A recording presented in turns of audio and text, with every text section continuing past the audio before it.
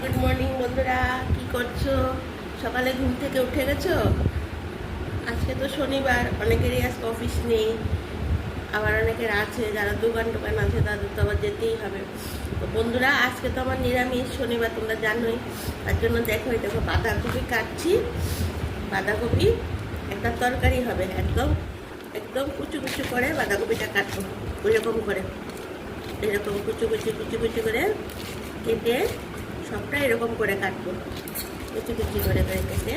তারপর বাঁধাকপি দিয়ে, আলু দিয়ে, হ্যাঁ, একটা সবজি করব। আর করব কি, এটা তো পনিরের একটা তরকারি করব, আলু দিয়ে একটা তরকারি করব। আর আর হবে কি, আবার একটু ডালও ভিজিয়ে রেখেছি।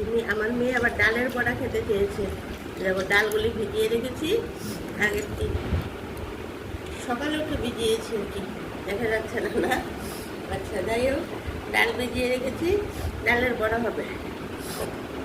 আর এই দেখো পাকা আম, এই আম দিয়ে দেখি একটা চাটনি করতে পারি। আর ডাল তো একটা হবেই, সে আর বলার নেই।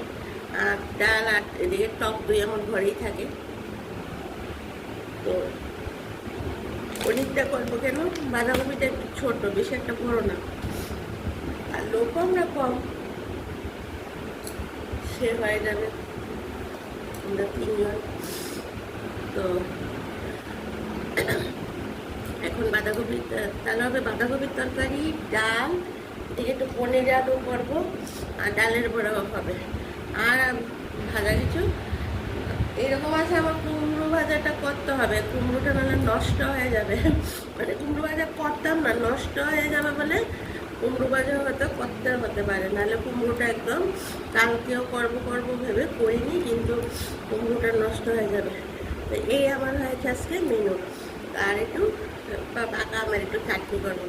তোমাদের আমার আজকের প্রিপারেশনটা ভালো লেগেছে কি, তোমরা অবশ্যই কমেন্ট করে জানাবে।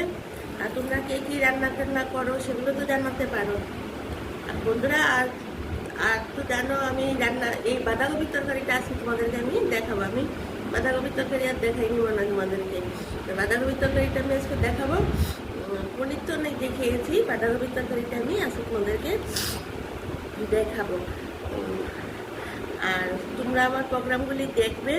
এদিকে তো আমি দুপুরে খাবো, দুপুরে আসছি লাঞ্চে, সন্ধ্যায় চায়ের আড্ডায় আসছি, কিছু টিপসও দিচ্ছি। হ্যাঁ বন্ধুরা, অনেকটা বেলা হয়ে গেছে, অনেকটা কাজ, কতগুলো কিছু করতে হবে।